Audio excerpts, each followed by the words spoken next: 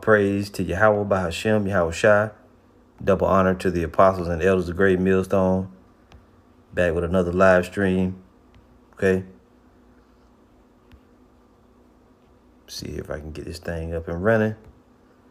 Back with another live stream once again. Damn. What the hell happened? I get some brother. There we go. There we go. Hold tight, y'all.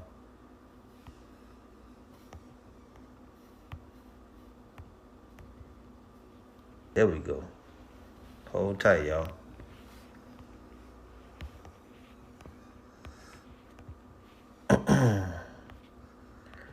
All right.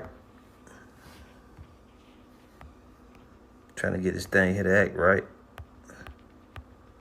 Nobody on it yet. That's okay. That's okay. All right, so we are here. That's okay. Let's go ahead and share this. All right.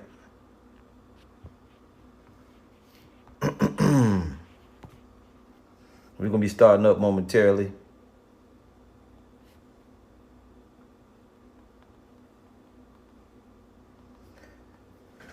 Got a lot of news going to here and there. Scriptures as well. All right. Good news and bad news to go all around. Just let me share this.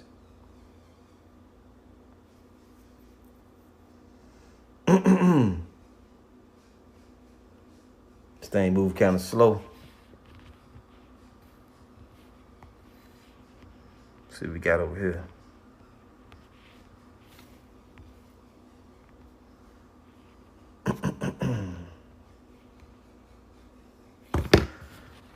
All right. So anyway, no further ado. All praise to Yahweh by Hashem, Yahweh Shai. Double honor to the apostles and the elders of Great Millstone. Shalom to the hopefully elect out there. All right.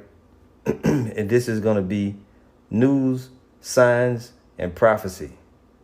News, signs, and prophecy. All right. We're going to be getting it underway. So as you know, 7 members, of the, and I can't get my thing that right here. Hold up, brothers. Let's get there. We're going to close this window. That's what we'll do.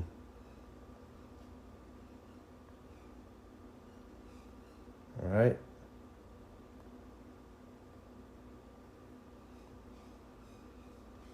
All right.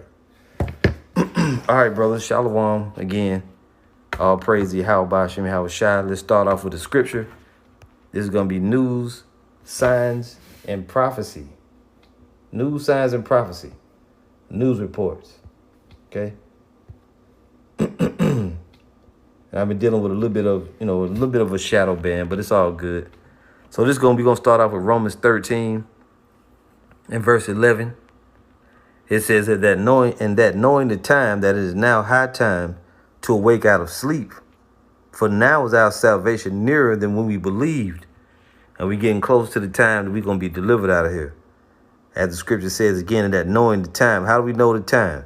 Through the signs. We know that we're getting close. Let's go real quick to Matthew, if we can here. Matthew 16 and verse 1. It says, the Pharisees also with the Sadducees came and tempting, desired him that he would show them a sign from heaven. He answered and said unto them, when it is evening, ye say it will be fair weather, for the sky is red. And in the morning it will be foul weather today, for the sky is red and lowering. O ye hypocrites, ye can discern the face of the sky, but can ye not discern the signs of the time? So we supposed to look at the signs with everything going on and know what time we're in. The precept in Luke 12:54 says, and he said also to the people, when ye see a cloud rise out of the west, Straightway ye say, there cometh a shower, and so it is. And when ye see the south wind blow, ye say, there will be heat, and it cometh to pass. Ye hypocrites, ye can discern the face of the sky and of the earth, but how is it that ye do not discern this time? So you can see what's going on around you in the world. World War III at the doors. You know, as you're going to see from this lesson, lightning strikes, natural disasters, different shit going on, right? The continued moral decay of society. All these things are signs of the times and more. False prophets, Israelites bugging out, Israelites waking up, different things going on throughout the earth. So back in Romans 13:11, that knowing the time that it is now high time to awake out of sleep, for now is our salvation nearer than when we believed. The night is far spent, the day is at hand. Let us therefore cast off the works of darkness and let us put on the armor of light. So we see that the time, doomsday, is almost here, right? And it says the day is at hand. Let us therefore cast off the works of darkness. Let us stop sinning. And let us put on the armor of light, which is the truth. Let us walk honestly as in the day, not in rioting and drunkenness, not in chambering and wantonness, not in strife and envying. But put ye on the Lord, Yahushua HaMashiach, and make not provision for the flesh to fulfill the lust thereof. So we're supposed to be having our minds focused on what's going on in the truth and not worried about what's going on in the world. So first, we're going to get a news report here. Let's get this first one. Hold on here. Let me put these earphones in. We'll be off and running. All right, so this first video identified several other Disney employees. This first video. Good morning, everyone. Is going to be entitled, this is from NBC News, 4 Disney employees among 108 arrested in Florida human trafficking sting. And if you notice the language in it, human trafficking. So now even just regular everyday prostitution is known as human trafficking. That's Esau with his bullshit. But listen in. Good morning, everyone. It took 6 days for the sheriff's office to find 108 people trying to buy or sell sex in Polk County.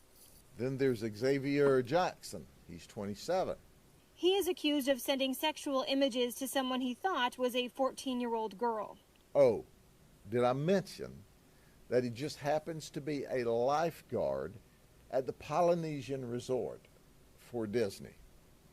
You think there's a few children around there? Sheriff Grady Judd identified several other Disney employees accused of soliciting a prostitute. This is the Honorable Daniel Peters. Sheriff Judd said Peters is a retired judge from Cook County, Illinois, who thought he was meeting up with an escort. He said, quote, I've been on the other side of this. Well, I'd like to ask him today, so which side do you like best? In one case, detectives had to reschedule a meeting. The sheriff says Bradenton's Seth Phillips demanded money anyway and showed up at the house with his girlfriend and a gun. We opened the door with 4 of our guys with guns, and he's got a gun above his head. He's coming down with his gun. Christina saves his life by jumping in front of him. Nobody was hurt, but they were both taken into custody. Oh, this shit is pathetic, man. They're just trying to make some headlines. That's one thing. Let's go to here. I don't know if many of you brothers and sisters seen this one.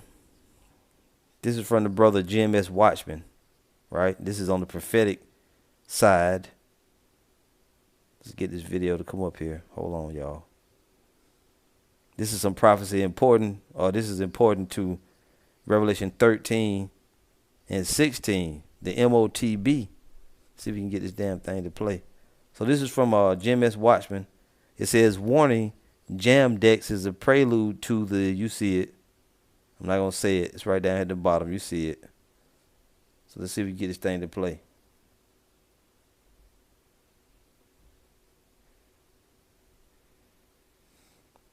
The demons in my phone. Don't want the thing to act right. Look at this shit. All right. The government is offering $2,500 in Jamdex, that's Jamaica's new digital currency, to anyone who opens a digital wallet. But if you've been wondering how this digital currency and wallet work, you're not alone. Luckily, you have me. I'm Kalila Reynolds, and it's time for another episode of Money Mondays JA. So you may have seen the logo going around for the new digital. Now, before we go on, I want you to notice this logo, this Jamdex logo, right? With this red thing over here to your left of your screen. When you look at it close, you see 666. I actually took a picture. Let's see if I can find it. Hold on, y'all. I took a picture of it earlier. I don't see it now. I must have deleted it, but I was able to draw the 3 6s on there. Each one of those little black circles is a 6. Digital currency called Jamdex. It's an Aki design that kind of has a digital look. So Jamdex is the digital version of the Jamaican dollar. It's exactly like physical money, except that you can't hold it in your hand. Now, if you've been wondering how this is different from making a bank transfer, an important part of the difference is no fees. Because if I'm paying you cash for a service, I don't pay a transfer fee, right? Well, it should be the same with Jamdex. It's just like a hand-to-hand transaction, but it is actually phone to phone. So the finance minister, during his budget presentation on March 8, demonstrated how it works and how he used it to pay his barber instantly. Paul is here today. Paul the barber is here today. And I am going to log into my Lynx Jamdex account. And I am going to pay Paul the $500 I owe him using central bank digital currency Jamdex. Watch me now. Watch me. I hit transfer. I look for Paul. Here's Paul. How much I say? 500? All right. No. I'm going to click send. Ready? Click send. Send in the $500 right here. It gets sent. And watch here now.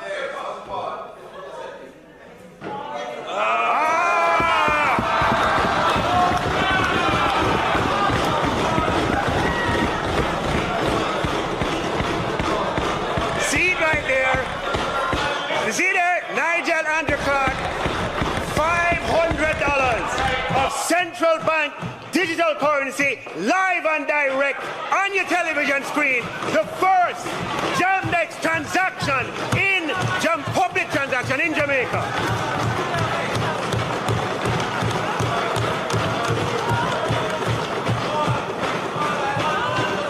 So Dr. Clark actually used a digital wallet to make the transfer.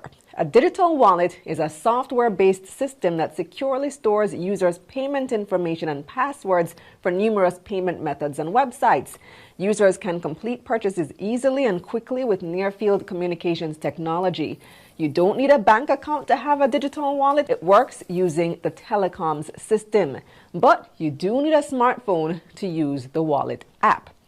Now, right now, the only digital wallet available is NCB's Link app. But Minister Clark says Jamdex will be available later this year through other digital wallets from other financial institutions and not just banks. Remittance providers, for example, will be involved in providing access to digital wallets. I'm not sure about whether there will be interoperable, which will be key to the success of Jamdex, but we'll find out more as the rollout continues. I actually have an interview on Taking Stock with BOJ Deputy Governor Natalie Haynes, who's in charge of this whole project, and I'll be asking her about that, so definitely check it out. Now, digital wallets can be used in conjunction with mobile payment systems to allow you to pay for purchases with your smartphones. It serves anyone with a smartphone who would like to do business with it. And there are so many benefits. It's cashless. Instant, convenient, mobile, and secure. You don't have to walk with a lot of cash, which makes you vulnerable to robbery. And also, if you forget to carry cash, you can always just whip out your digital wallet. And to get you started, the government is giving the first 100,000 people who sign up after April 1, 2022, $2,500 in Jamdex to add to your new digital wallet. And that's digital cash that you can spend on basically anything. So where can you spend it? Well, the more people who adopt it, the more places you'll be able to use it, which is why the government is giving this incentive to get more people to start using it. Here's what the finance minister had to say about that. The more corner shops, the more vendors that accept Jamdex, the more useful it becomes. When we have the Cane Man, when we have Nutsy, when we have Soupy, and when Keisha can collect the partner draw through Jamdex, Madam Speaker, with our igloo, is then we're going to be rolling, Madam Speaker. So, Madam Speaker, the discourse needs to take place in the broader context of the seismic shift in our societies and the world. So, what do you think about Jamdex? Will you be giving it a try? Let me know in the comments below. Let's not just say that we did. Hell no. So as y'all can see where that's going to, you know where it's going. It's going to that other thing. To that Revelation 13:16. It's on the way.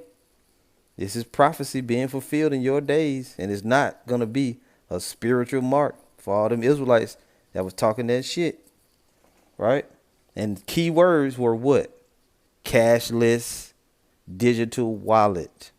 Cashless. Remember that. Convenient. Right? It's always the case. Convenience. See if we can get this comment board up here, brothers. Digital wallet. Cashless. All right, yeah, we got the comment board up here. Shalom, brothers. Elder Hawaii said, monkey see, monkey do. Absolutely. Dark Matter Yahweh said, all cash transactions are starting to be digital. A major step to the you-know-what. MOTB. Prince of Yahweh.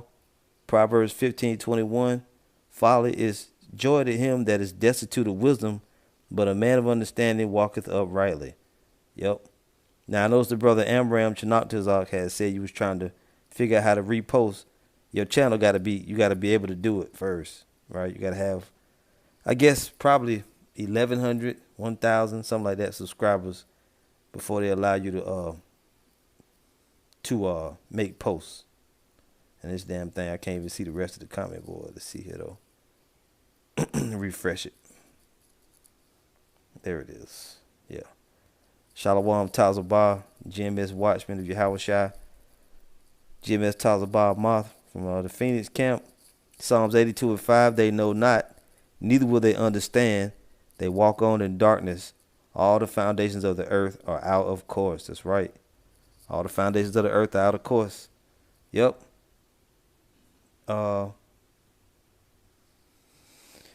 So yeah, let's go ahead on and hit some more news here while we got the opportunity. Now first I want to go to this, let's see which one it is. All right, so it's going to be the NBC Nightly News broadcast. Hold on, brothers. Good evening, everyone. From Tuesday evening. Some good stuff in it. I had to go back a day. Check this out, y'all. Tonight, as Russia steps up its bombardment, Ukraine's capital now under an extended curfew, and the White House announcing President Biden will travel to Europe for a summit with world leaders. Russia intensifying its attacks on civilians, a strike on Kyiv apartment buildings killing at least 4. As the crisis worsens, President Biden set to attend a NATO summit in Brussels next week. Ukrainian President Zelensky receiving a 3-minute standing ovation as he addressed Canadian Parliament ahead of his speech to Congress tomorrow. Also, the tragic loss, 2 members of the Fox News team killed in an attack that also wounded a correspondent, and the protester who disrupted Russian state TV. What happened after her arrest? Just in, Pfizer requesting FDA authorization for a 4th COVID shot.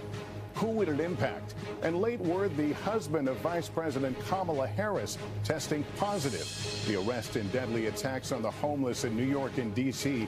Police with guns drawn, capturing the suspect at a gas station. How they Look at Jake's stupid ass. tracked him down. The surprise vote in the Senate. Is this the end of changing the clocks? This is NBC Nightly News with Lester Holt.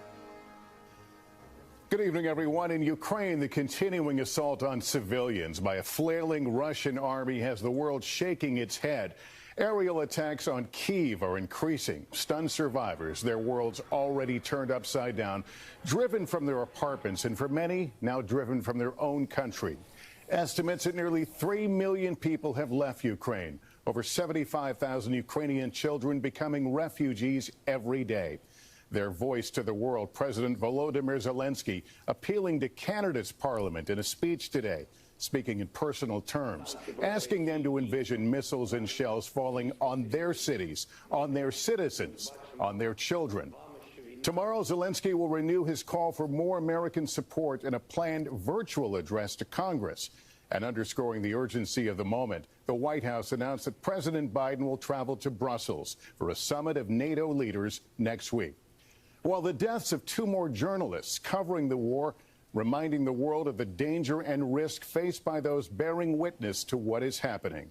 Richard Engel leads our coverage from Kyiv. In wars, front lines are never clear. But now, Ukrainians are being targeted just for being in their homes. Russia shelled a building in the city of Kharkiv, burning the apartments of people trying to ride out the war. Russia attacked another apartment block in Kyiv, killing 4. And this is what's left of a subway station here. But while Russia is breaking buildings, the will to fight and pull together remains strong. This is one of Kyiv's main subway stations, and you can't get more central than this. In some ways, it shows that Russia is expanding its military reach, hitting right into the heart of Kyiv. But it's also a sign of weakness because Russia's front lines, its tanks and armored vehicles, haven't been advancing. So instead, Russia is relying on its long-range weapons, its rockets and artillery to carry out attacks like this, which are generally unguided and just hit civilians. Upstairs, the station is ruined. But down below, Ukrainians are hiding from Russian attacks. In a parked subway car that's been her home for more than a week, Tanya heard the blast up above. Why do you think Russia's doing this? Attacking the center of the city, attacking the places where people are trying to hide from the bombings? So that they can take some land from us, she says. They've already destroyed so much in Kharkiv and areas of Kyiv. It's like they don't have enough. They want more. In the corridor is Alina, her family, and 3-year-old daughter, Anna. We're scared because no matter where you are hiding, the danger can follow you. Today, Ukraine's President Zelensky, who's sharply criticized President Biden and NATO for not doing more to help Ukraine, accused the West of being hypnotized by Russian aggression, too worried about how President Putin will react, and making an impassioned plea to Canadian lawmakers for a no-fly zone. Can you imagine that? Cruise missiles are falling down on your terrain, and your children are asking you what happened. He got a 3-minute standing ovation. But Russians... Propaganda. Don't fall for it. A 3-minute standing ovation. Look, NATO knows that they can't impose a no-fly zone over that place because that's a declaration of war against Russia. And that president said it. Too worried about how Putin might react? Yeah, they are worried about it. And they making like Russia weak because they doing long-range shit. No, man. This is American propaganda. Listen further.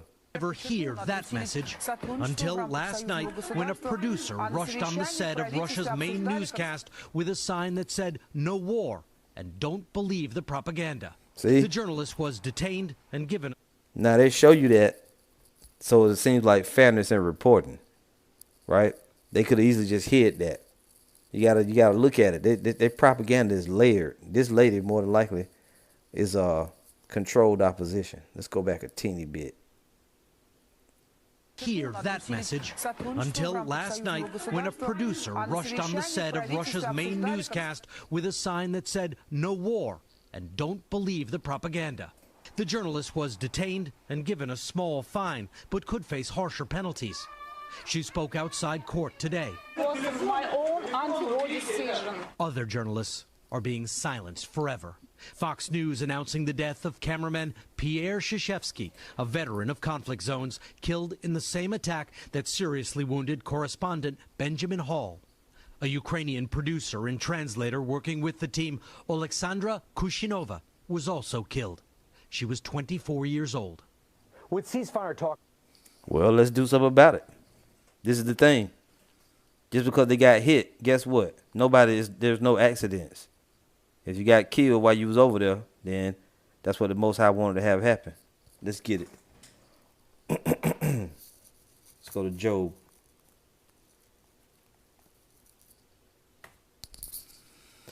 That was an old bugged out Israelite on the comment board talking about peace to all Israelites and all nations. Man, you can fuck off with all that bullshit. A lot of you different weird Israelites popping up in the last days. The nation going into slavery. Job 4:7. Remember, I pray thee, whoever perished being innocent, or where were the righteous cut off? Even as I have seen, they that plow iniquity and sow wickedness reap the same. Right? So nobody perishes being innocent. And the Most High, if they was innocent, the Lord would kill them. The wages of sin is death. So everybody got that price over their heads. The only difference between the Israelites and everybody else is that we have a Savior. And then more importantly, if you're of the elect, then you might get out of this thing alive. Because we know that some of the elect, may have to be, endure that death. All right, which they're elect to be set, to be in the kingdom. They're gonna come back with the first batch, but we know some of the brothers and sisters might wind up having, visit the guillotine or some other death. Right. This is Job 4:9. It says, "By the blast of the Most High they perish, and by the breath of His nostrils are they consumed." And let me back up what I said here. Works.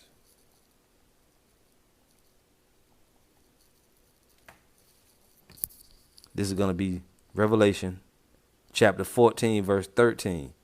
"And I heard a voice from heaven saying unto them, Right, blessed are the dead which die in the Lord from henceforth." I mean, you could actually pass away in the truth. You could be in the truth. You could die of old age. I mean, we're still mortals on this side, right? We haven't been changed yet into our immortal state. So we could potentially perish. It doesn't mean that you still won't be with the first wave of chariots when they come back, which means you will be of the elect. "And I heard a voice from heaven saying unto me, Right, blessed are the dead which die in the Lord from henceforth. Yea, saith the Spirit, that they may rest from their labors, and their works do follow them." So you rest, but you'll come back in your order, in your lot. Let's get Revelation 2:10 and get back to the news. Revelation 2:10, "Fear none of those things which thou shalt suffer. Behold, the devil shall cast some of you in the prison that ye may be tried." See, so some of the men of the Lord, right, may get cast into the FEMA camp. You could get cast into a FEMA prison. "And ye shall have tribulation 10 days. Be thou faithful unto death, and I will give thee a crown of life." See, so you potentially could, wind up having to go to the spiritual realm before the end of Babylon the Great, but you'll come right back. You'll be in the first resurrection with the Lord, the angels, the rest of the brothers that never passed away, right? The 1/3. You'll be with the 1/3. Anyway, let's get back to the news. Talks ongoing. President Zelensky today suggested what could be a major concession, saying Ukraine could accept security guarantees in lieu of NATO membership, which Russia strongly opposes. Lester? All right, Richard Engel in Kyiv tonight. Thank you. And let me go to the comment board. One of the brothers got a scripture here we can read. If I could get to that thing. Let's see here. This phone of mine acts so weird. So yeah, this is brother Dark Matter Yahweh. Got Psalm 68:20. It says, "He that is our God is the God of salvation." Right here. Let's see if I can highlight it. Yeah, but it ain't so good. "He that is our God is the God of salvation. And unto the Most High the Lord belong the issues from death." And the brother said, the Lord don't make mistakes. That's right. It wasn't no accident. He meant for them journalists to check out. And it may be more. Because they ain't the first ones. It was somebody else that died probably over a week ago. There was this other reporter that died too. So we'll see. Maybe Anderson Cooper, he'll go over there and get in the way and they can get him out of there. Let's get back to it. Receiving the refugee crisis has reached another milestone. More than 3 million people have now fled Ukraine, about half of them children. Gabe Gutierrez now with some of their stories. Tonight, holding her 2 young daughters and nephew, Hannah Salenko is racing from her home in eastern Ukraine. Arriving in Lviv, her emotions caught up with her. I'm fleeing for the sake of my children, she tells us. UNICEF now says 1.5 million children have been forced to leave Ukraine. That's around 55 children every minute of the war, or almost 1 every second. Today, from the Netherlands to Belgium to France, where President Macron comforted refugees, more of Europe felt the strain of the growing crisis. In Italy, school children welcomed displaced Ukrainian students, while in Poland, Warsaw's mayor says 300,000 refugees have fled to his city in just 2 weeks. He's calling on the UN and the European Union to come up with a better plan.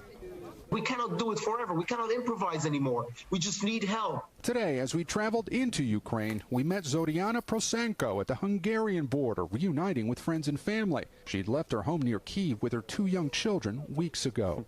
I'm just numb, she tells us. We had no intention of being refugees. Like her, so many now don't know when or if they'll return. The uncertainty here is crushing. I must save my family just first. Konsta and his wife Elisa are frantically trying to reach Poland after their town in eastern Ukraine was bombed. Among their baby's first words, she's 10 months old and already knows war too well. The trauma among these families is hard to fathom, as you saw firsthand, Lester. Most upsetting for them, there seems to be no end in sight. Yeah, Gabe, thank you very much. Since you care so much, why don't the United States go ahead and send the troops? What's up? What you trying to do? Let's get it going. The White House announcing President Biden will attend a NATO summit in Brussels to discuss Ukraine. Kristen Welker is at the White House for us tonight. Kristen, what's at stake on this trip? Well, Lester, President Biden will attend that high-stakes summit with 30 leaders next Thursday. A key goal will be to showcase the U.S. and its allies' unified opposition to Vladimir Putin's invasion. But the pressure on President Biden to do more to help Ukraine will likely intensify tomorrow when Ukraine's President Zelensky addresses Congress virtually. Zelensky is expected to again plead with lawmakers for a no-fly zone and for those military jets that Poland wants to give Ukraine. But President Biden has opposed both, saying those moves could cause World War III. Now, a no-fly zone is not widely supported in Congress, but there is growing bipartisan support for giving Ukraine those Polish fighter jets. The White House today saying the president still opposes it. Mr. Biden will give his own speech discussing new aid to Ukraine after President Zelensky's address tomorrow. Lester. Okay, Kristen, thank you. Tonight, the story of this war from one city to the west of Kyiv that has come under constant and deadly bombardment by Russian forces. Matt Bradley now with a raw portrait of what is left behind. Like so many of Ukraine's cities, Zhytomyr's civilians are paying the price for Putin's war. No one died when this high school was destroyed, but the devastation remains. How does it feel coming back here? The memories. Нам дуже боляче, і ми просимо допомоги на... Svetlana used to teach here. Her daughter went to school here. Is Vladimir Putin waging his war on children? Ми не робили нічого такого, що могло спровокувати те, що ми бачимо на сьогоднішній день. It's a confused kind of anguish. No one here can figure out why the Russian army destroyed these places. This used to be a military barracks, so it could be considered a legitimate target, but all of this, civilian, just collateral damage. Terrorism was the word we kept hearing. This community is convinced Russia wants to sap their will. Tomorrow, there could be Russian soldiers in the streets. What will you do then? Что мы будем делать? Мы будем защищаться. Мы будем делать коктейльный Молотова. Мы их не боимся. Все у нас хорошо. Все нормально.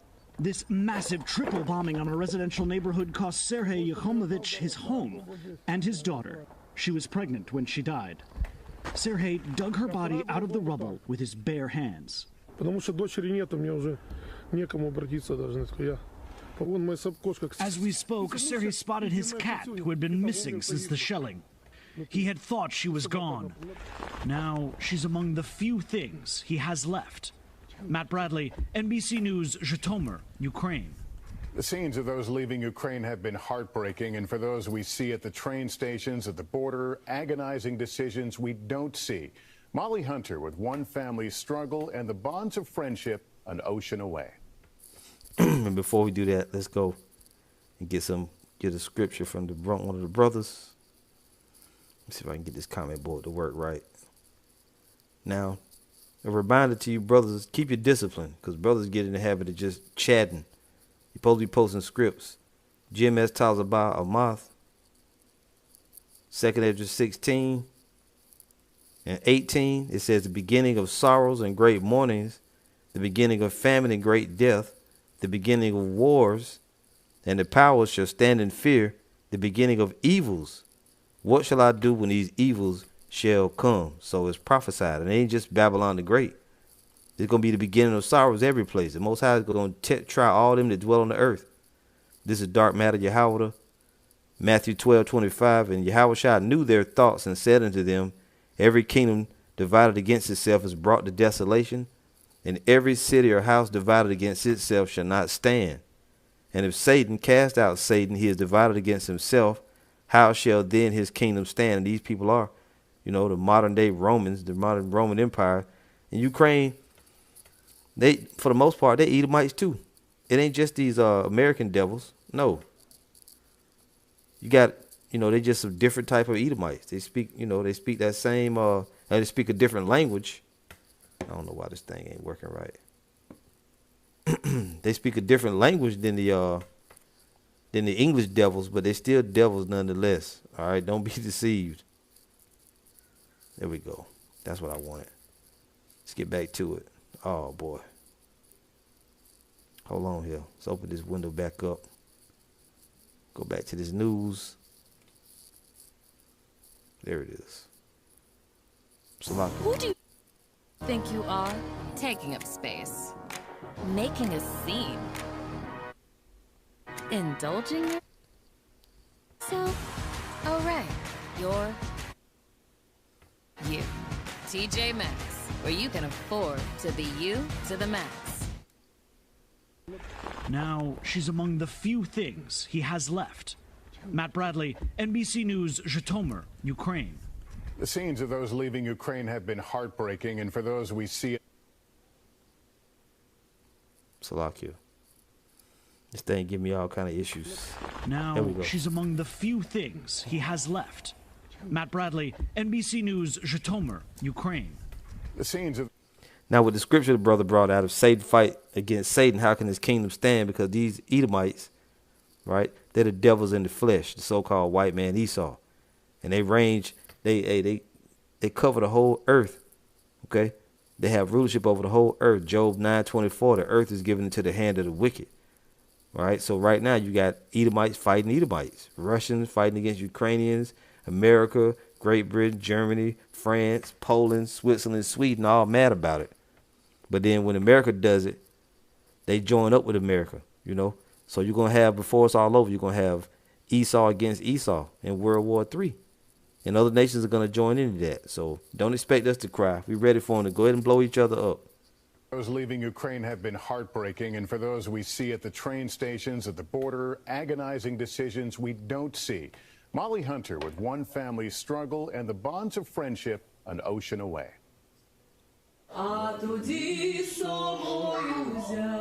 This would be their last duet for a while. Anton and Alla Bulak and 3-year-old daughter Liza are like millions of Ukrainian families facing the wrenching decision to leave or to stay. By the time we meet them in Lviv, they've already made the 350-mile journey from their home in Kyiv, reluctantly. Finally, I said, hey, Anton, you need to get out of Kyiv. American Pete Yednak was traveling in Ukraine 13 years ago on vacation when he met Anton. They've been best friends ever since. Godfather to Liza, Pete's been watching the war from Wisconsin. We were having these conversations every day, Anton says. He started screaming at me, you have to get out. If I be alone, don't leave. You got to stay. Yes. But you have Allah and you have a daughter. Yeah. I'm waiting to get to passport control. Last week, Pete flew from Wisconsin all the way to Poland and then crossed the border to talk to his friend in person. We will be to Lviv in about an hour. He's my best friend in the world, and you know I'm here in Ukraine despite everything going on because of that friendship. He's a very loving husband and father, and you know, so devoted to his family. So it's definitely going to be tough on him. As a young man, Anton can't leave the country, and Alla doesn't want to go abroad by herself. Are you afraid? No, she's very afraid. She's afraid. She's afraid. After our interview, the family makes the decision. Pete would accompany Alla and Lisa to Poland, then hopefully on to the U.S. We come back as they're packing up. Lisa knows she's going to say goodbye to her dad, but doesn't understand why. Are you nervous? Anton walks them into the train station. Stay safe. I will. And the heartache sets in. I will. Anton on the phone with his wife and daughter. Finally, the train departs. Anton gathers his things, one backpack and the family cat. I hope I'll be all right. He has done all a father can. Molly Hunter, NBC News, Lviv, Ukraine. Decisions and dilemmas most of us can't even begin to fathom. We'll take a break in just 60 seconds. A suspect arrested in those deadly attacks on homeless people in New York and Washington. How police tracked him down. And important news about COVID vaccine booster shots to share. All right, so one of the brothers got a great scripture here. See if we can get to it and read it. If I get this damn thing that right. There we go. All right, over here. This brother, damn, okay. There it is. So this is going to be Brother Parathon Ban Yahweh, Revelation 6 and 4. And there went out another horse that was red. Now, horse symbolizes power, right? So here it says, and there went out another horse that was red, and power was given to him. Where did the power come from? It came from the Lord. When you go into the scriptures and read about the four major empires, the four great beasts that were ruled on this earth, the first being the Babylonians, the second the Persians and the Medes, then the Greeks, who were also Edomites, and then the fourth was Rome. And we're currently in the revived Roman Empire. So this red horse symbolizes Rome and also Esau, Edom, which the Romans are Edomites, which you have America, Babylon the Great, riding on the back of the great beast, which is the great whore, America, Babylon the Great. And then that beast, the Roman Empire, which America's running it. They're steering it, pursuing the Revelation 17 and 18, right? And the woman which thou sawest is that great city which reigneth over the kings of the earth. See? And there went out another horse that was red, Esau, Edom, and the Roman Empire, and power was given to him that sat thereon to take peace from the earth, and that they should kill one another. And there was given unto him a great sword. That's these devils' major. Like you go to high school, college, you got a major. Their major is war, killing, destruction, bloodshed, weaponry, right? They was given a great sword. Going back to Genesis. By thy sword shalt thou live. That's who it is. It's that devil. The world heavyweight champion of blood, Esau, Edom. Let's get some more here. That was a great scripture by that brother, though. Let's see if we can get this thing to act right.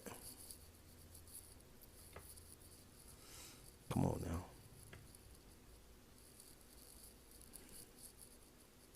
now. Damn it. Taking up space. Making a scene. Indulging yourself? Oh, right. You're you. TJ Maxx, where you can afford to be you to the max. Now, she's among the few things he... Yeah, let's go past that. We don't have to listen to that again.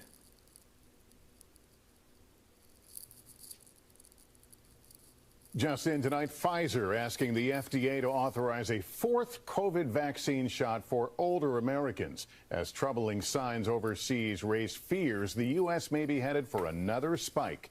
Here's Miguel Almaguer. Here we go. Seeking emergency use authorization, tonight NBC News confirms Pfizer has submitted new data to the FDA, hoping to greenlight a second COVID booster shot for Americans 65 and older. Citing waning immunity several months after a third dose, the company's CEO says a fourth shot would dramatically improve protection against infection. Are Americans really going to be willing to get a second booster or a fourth shot?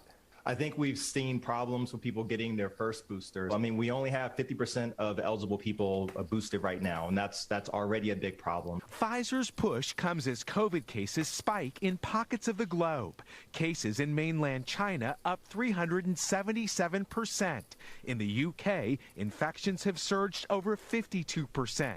Dr. Fauci attributes three major factors behind England's rise. Omicron subvariant BA2 is more transmissible, though not necessarily more severe. Relaxed mandates like no longer masking indoors also having an impact, as is waning immunity from vaccination or prior infection. With the COVID risk, a new word, subvariant. Wow. Low in nearly every part of the country, tonight the White House confirms the second gentleman, Doug Emhoff, has tested positive for COVID. The vice president tested negative today. Lester? Miguel Almaguer, thank you. A suspect is in custody this evening. The man police say they believe is responsible for shooting 5 homeless people in New York and Washington, killing 2 of them. Garrett Hake has details on how police tracked down the suspect. Overnight, the arrest of a suspect wanted in connection with 5 shootings in New York City and Washington, D.C., 2 of them fatal, all targeting homeless men. Federal agents in Washington staking out, then surrounding a man D.C. police identified as 30-year-old Gerald Brevard III. I knew that if he was in D.C. with that image, he would be found. Police had been looking for a single suspect who shot 3 men sleeping on the streets of Washington earlier this month, killing one of them, then shooting 2 more in New York City last weekend, killing this man. Homelessness should not be a homicide. This was a cold-blooded attack. It was a D.C. police captain who first made the connection between the crimes. And as he was going through the social media in New York, he took that back to his team who's working on this case. It was like, hey, look, this looks like our guy. On Monday night, officials released these photos taken from an ATM camera and asked the public for help identifying the suspect. Tips from both cities led detectives to track down Brevard. Just how critical were the tips from the community in making this arrest? It was extremely helpful. Tips came in from all over, and again, that is what public safety, true public safety, looks like. Brevard has a lengthy criminal history. His father telling NBC News, like many across the world, his son suffers from mental illness. The system has failed regarding the treatment of so many, including my son. Brevard has been charged with the 3 Washington shootings, but has not yet been charged in New York. Police here in Washington are still searching for the weapon used. Lester? Garrett Hake, thank you. So, hey, in my opinion, you a rotten ass nigga. I don't give a damn if you do suffer from so-called mental illness, which is nothing more than just demons. Jay got demons on him, going around smoking homeless people, which, as the brothers put up, hey, that's what it is, man. Dark matter Yahweh got Proverbs 20:24. Man's goings are of the Lord. How can a man then understand his own way? And that also brings to mind that Ecclesiastes, 39? Spirits of vengeance. Yeah, the brother just put it up. Yeah, there it is. Same brother, Ecclesiastes 39:28. There be spirits that are created for vengeance, which in their fury lay on sore strokes. In the time of destruction they pour out their force and appease the wrath of him that made them. So, you know, even though that's a shitty thing to do, and the brother Parathon Banya Howard had it too, that's a shitty thing to do in our eyes. Hey, the Most High, he does what he does, right? The brother Yahweh got Matthew 24:12, and because iniquity shall abound. What is iniquity? Sin upon sin. Wickedness, right? All out wickedness. And because iniquity shall abound, the love of many shall wax cold. So that's a shitty thing to do. Instead of going to the rich, you go to those that have nothing, but that show you too another side of the Almighty. Because while your ass down and out, which the scriptures say, let's go there real quick. Let's grab one from over here. Poverty and riches, right? Let's see here.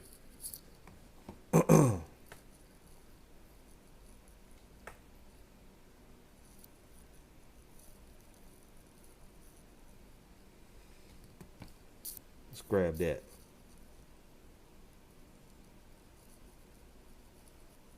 All right.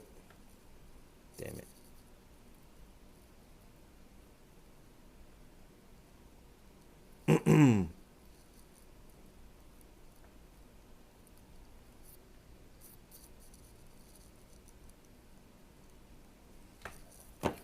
So we know Jake got in that low state because the Most High brought him down to that lower state.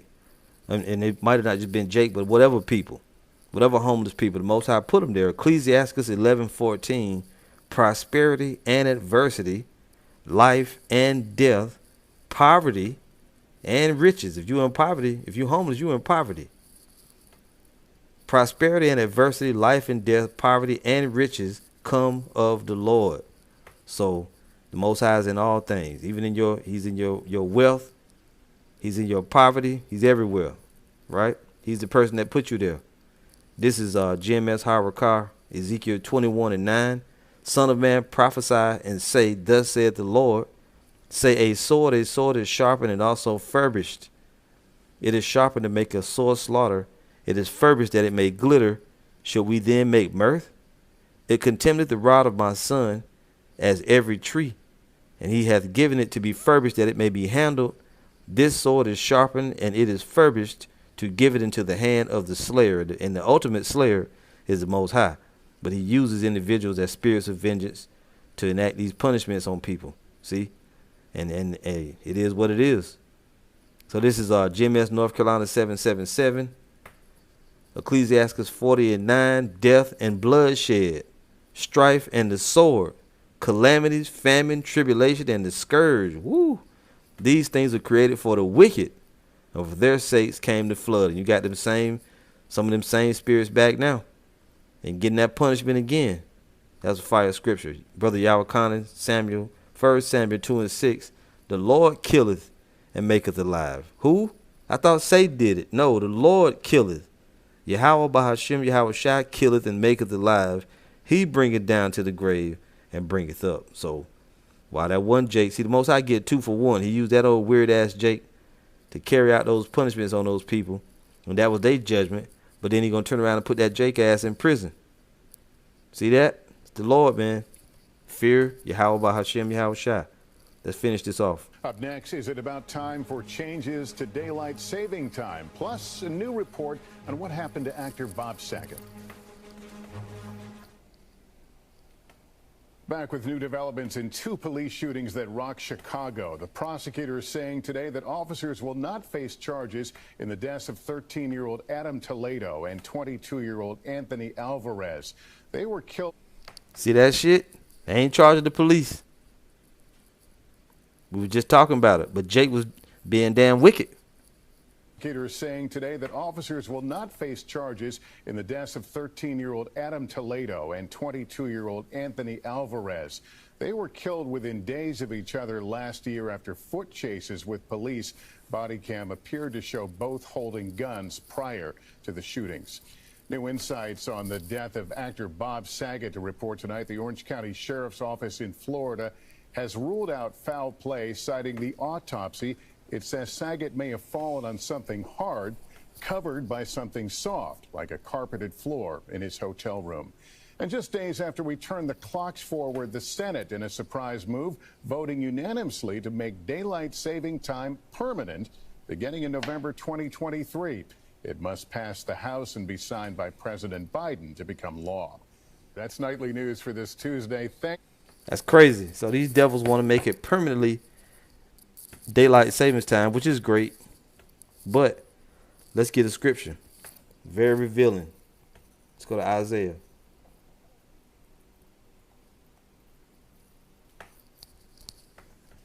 So this is Isaiah 24. Hold on here. Verse 5. It says, the earth is defiled under the inhabitants thereof, because they have transgressed the laws, changed the ordinance, broken the everlasting covenant. Who is this? Who is the person that Job 9:24? The earth is given into the hand of the wicked. This is speaking of these devils. The earth also is defiled under the inhabitants thereof. Now we are all inhabitants of the earth, are we not? But listen, because they have transgressed the laws, we all broke the laws, change the ordinance? Who got the power to change the ordinances? To say that daylight savings time gonna be permanent, right? Who got that power? You know. Broken the everlasting covenant. Therefore hath the curse devoured the earth, and they that dwell therein are desolate. Therefore the inhabitants of the earth are burned, and few men left, and that's shortly to come. The Most High is gonna bring some heavy judgment and punishment to Babylon the Great, right? So let's visit the comment board briefly, then we're gonna get into another. We'll show you some signs, because this brother put together an awesome video that I wanted to share with y'all in case you haven't seen it. So this is, let's see here. Scriptures rolling in. And you know what I wanted to get? I wanted to grab, before we move on. Salakia. I want to go grab another scripture. Because when you hear about these random deaths, Bob Saget, them two young boys that died at the hands of the cops, people get all messed up and they don't really understand. We understand judgment, right? As the scriptures say, evil men understand not judgment, but we understand it. Galatians 6 and 7. Now, Adam Toledo and the other boy, I can't remember the other boy's name, but hey, the Most High got him out of here. It says, be not deceived, the Most High is not mocked. For whatsoever a man soweth, that shall he also reap. Whatever you plant in the ground, it's going to grow back. If you plant collard green seeds, I don't know if there's a such thing, but that's what's going to grow. As it goes on to say, for he that soweth to his flesh shall of the flesh reap corruption, but he that soweth to the spirit shall of the spirit reap life everlasting. And there's another one. I got to think of the way it's worded. So whatever you put out, you're going to get it back. And that ain't no karma. That's the Most High, okay? The concept of karma, that comes from the East Indians. You know, that word. No, that was already in the scriptures from the beginning. The wages of sin is death. Whatever you put out, you get it back, right? Let's see here. Bread.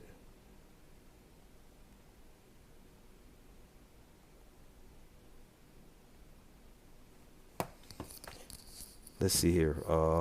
Yeah. Proverbs 4 and 14. Enter not into the path of the wicked, and go not in the way of evil men. Avoid it, pass not by it, turn from it, and pass away. For they sleep not, except they have done mischief, and their sleep is taken away, unless they cause some to fall. For they eat the bread of wickedness, and drink the wine of violence. So at the end of the day, you're doing what the wicked would do. If you take on their works. Now the wicked is Esau, Edom, the so-called white man, the wicked. But you also got Jake that's practicing wickedness too. What did Yahushua say? You're of your father the devil, and the works of your father you will do.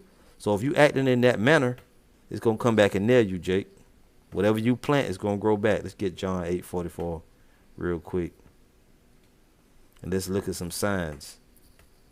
Some powerful works of the Lord. John 8:44, ye are of your father the devil. What does it mean? It's speaking to Israelites. How can they be of the devil when they're sons of the righteous? Because they're acting in the manner as the wicked one would act. They being demons. Ye are of your father the devil, and the lusts of your father ye will do. He was a murderer from the beginning, and abode not in the truth, because there is no truth in him. When he speaketh a lie, he speaketh of his own, for he is a liar and the father of it. So when you do wickedly, as the scriptures say, the wicked shall do wickedly, and none of the wicked shall understand. So when you do the works that bring forth death, don't be surprised when you find death, when death finds you. Just like them two Jakes. You want us to pick it and run up and down the street and boo-hoo and cry for some wicked-ass niggas, no matter how old you are. These damn kids is wicked as hell, man. Now, this is from, let me hit the comment board real quick before we go to this next video. Salakia, brothers. All right, hold up. All right, there it is. So this is I can't get the damn comment board to act right. Worth of shit. All right, so I'm gonna have to refresh this baby. There we go. So this is Parathon Ban Yahawada, Psalms 37:32. The wicked watcheth the righteous and seeketh to slay him. Now that's dealing with Esau, Edom, the wicked. But it still holds true, right? This is GMS in the Truth Orlando, 2nd Ezra 5:42. And he said unto me, I will liken my judgment unto a ring, like as there is no slackness of the last, even so there is no swiftness of the first. The Most High judgment is like a ring. It's gonna wrap around you. You see, it's not gonna be slack. Don't the scriptures say the Most High is not slack concerning his promise, as some men count slackness? So you know what it is. This is GMS Harakah, Revelation 22:12. Behold, I come quickly, and my reward is with me to give every man according as his work shall be. That's right. You do dirt, you get dirt. Dark matter Yahweh. Colossians 3:25. But he that doeth wrong shall receive for the wrong which he hath done, and there is no respect of persons. There you go. Sounds so beautiful, don't you agree? Let's see here, man. This damn thing. There it is. All right, so let's go to this video that his brother put together. The elder brother from GMS Vegas, Elder Karatazar, put this video together. It's entitled "Turn Up: Signs, Wonders, and Judgments in the Earth, Pesach Month 2022." So check this out. Let's see if we can, if I can get this thing to play. Let me refresh it. Yeah.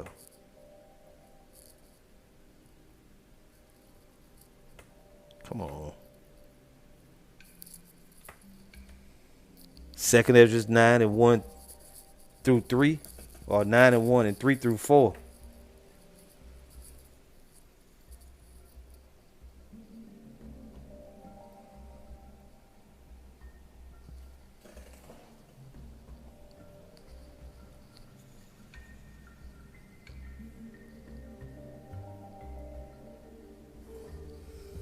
I don't know if y'all heard about it, but the Saharan red dust made it look like the appearance of blood rain.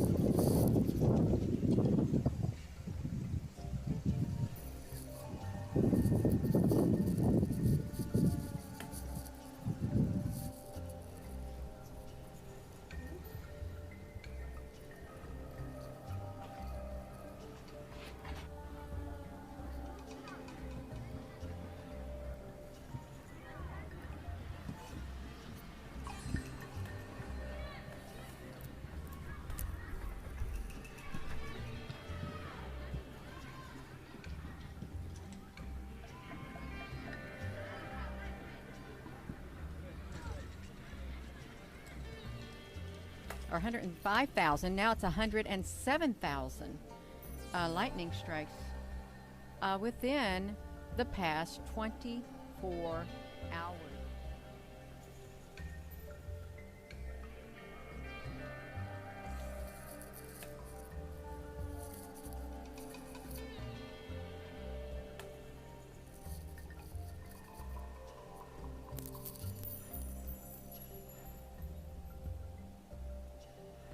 $107. So it literally went up.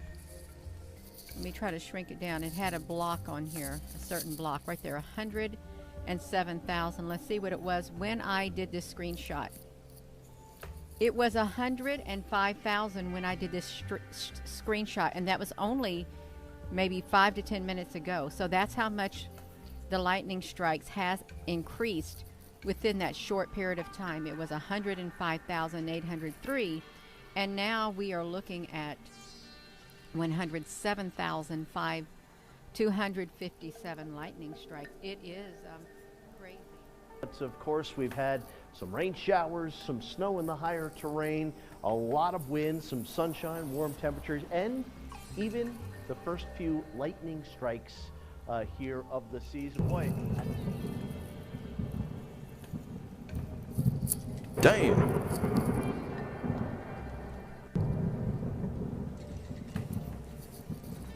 Woo.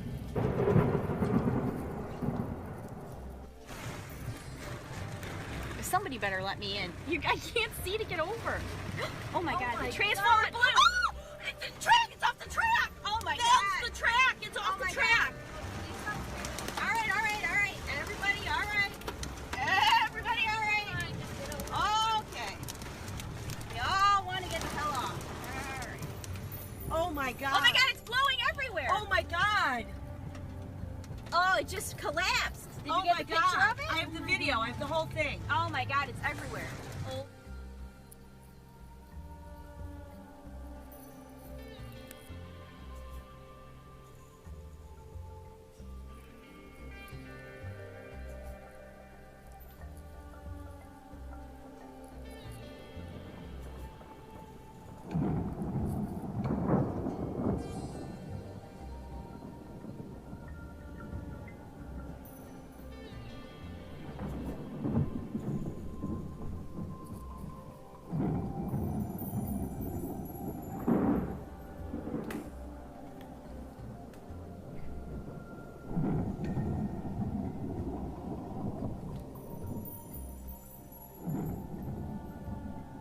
Y'all, that's a water spout. Oh my God! Here comes the storm too. This is crazy. Oh my God, is it gonna turn into a tornado? I'm like tripping right now. Yo! Oh my God. Oh my God. Oh my God. It's crazy. Oh my God. Oh my God. Terrifying moments as a bomb cyclone barreled up the East Coast today. I am the most scared I've ever been. My car's moving so much. I'm in the middle of a tornado right now. Morgan Thompson says she took this video as she was heading into work near Ocala, Florida, when she found herself in the brunt of the storm. What was going through your mind? I legitimately thought that I could be seriously injured in that moment. There was a sort of helpless feeling, like there was nothing I could do for myself. I was just stuck there. That tornado tearing off roofs and toppling trees. And more chaos in southern Florida, where a water spout turned tornado sent beachgoers running. From Florida to Maine, the late season winter storm covered 1,800 miles, bringing a mix of precipitation. More than 50,000 lost power in metro Atlanta alone. Whipping winds seen in South Carolina, keeping most vacationers off its famous sands. And in nearby Virginia, overturned tractor trailers, winds there gusting up to 50 miles an hour. The bomb cyclone coating places as far south as Louisiana with snow, while dumping a foot in parts of the Northeast. A sprawling 73-vehicle crash shut down a major roadway in central Pennsylvania for hours. The travel headache extending to the runway. More than 1,200 flights today canceled. Yeah, you see the Most High getting down. Before we continue on, let's get a few of these scriptures that brothers are putting up. Some great ones. See here what we got. So we got GMS, North Carolina. This thing don't want to act right. Salakia. Hold tight. All right. GMS, North Carolina. Isaiah 29 and verse 6. Thou shalt be visited of the Lord of hosts with thunder and with earthquake and great noise, with storm and tempest and the flame of devouring fire. You see that? Thou shalt be visited of the Lord of hosts with what? With thunder and with earthquake and great noise, with storm and tempest and the flame of devouring fire. That's fire, brother. The water. I'm going to jump up here and get Powerthon Banya Howard's 2 Ezra 9 and 5. For like as all that is made in the world hath a beginning and an end, and the end is manifest. Even so the times also of the highest have plain beginnings and wonder and powerful works and endings and effects and signs. And you see the video that the elder brother put together.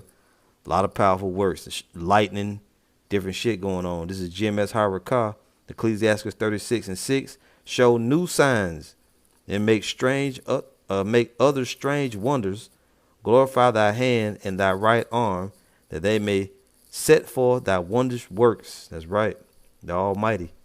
Second, Virgin Island Straight Gate, Second Esdras 16:10. He shall cast lightnings, and who shall not fear? He shall thunder, and who shall not be afraid? The Lord shall threaten, and who shall not be utterly beaten to powder at his presence? That's right. Yup, the year to turn up. The Lord is not the turnip, but the turn up. Parthon Bon Yahweh, Nahum 1:3. The Lord, Yahweh, is slow to anger and great in power, and will not at all acquit the wicked. These devils ain't going to get out of this. The Lord, Yahweh, Bahashem, Yahweh Shai, hath his way in the whirlwind, and in the storm, and the clouds are the dust of his feet. Boom. Yup. This is, let's see here. Can't get this thing that right. Worth of nothing. Oh, hold on, y'all. All right, there we go. Nope. All right. This is Dark Matter Yahweh, Psalm 7:11. The Most High judges the righteous, and the Most High is angry with the wicked every day. So we see these punishments pouring out on the earth. That's the Most High, man. This is Jim S. Watchman of Yahweh Shai, Psalms 9:16. The Lord is known by the judgment which he executeth. The wicked is snared in the work of his own hands. Higgaion Selah. That's right. The Lord is known by his judgment. And we see it raining out on these different people on the earth. They innocent when they getting punished, but when they doing their wickedness, they ain't thinking about the Lord. Let's play some more. Fast-moving storm, a forceful reminder that winter's not over yet. And Emily joins us live from Central Park in New York. Emily, are we in the clear now? Jose, as the storm zips off the East Coast, freezing temperatures and whipping winds will linger. And you can tell here in New York, where we'll see up to 45-mile-an-hour gusts through the night. Jose?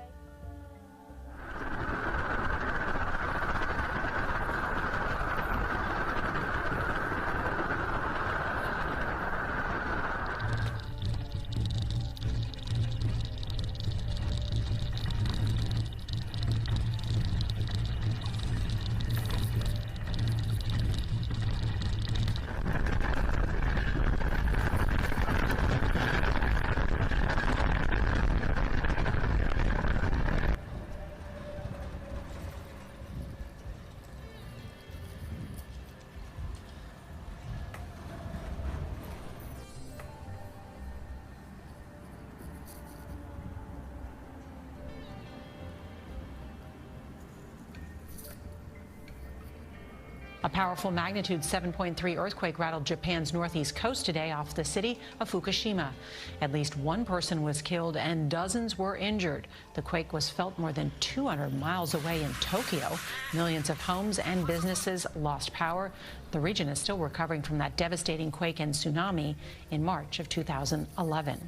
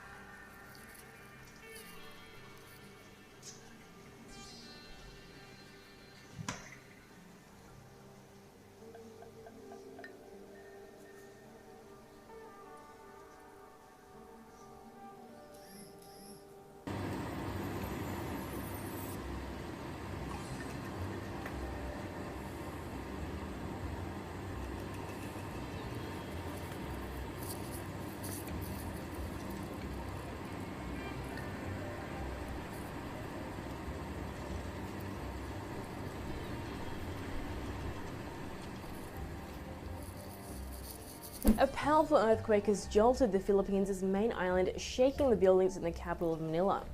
The shallow 6.4 magnitude quake hit about 110 kilometers off Morong in Bataan province. There were no immediate reports of damage, however.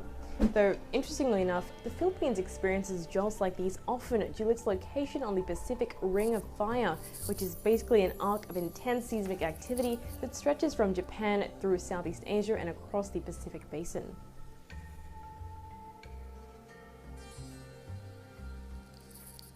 Another plague of the Lord, ticks. State officials are encouraging people who use a walking trail in Wyoming County to be extra cautious about ticks. Newswatch 16's Courtney Harrison spoke with experts about why tick bites throughout the area could be more dangerous this year. DEP tick specialist Christian Boyer was dragging for ticks along the Iroquois Trail near Tunkhannock.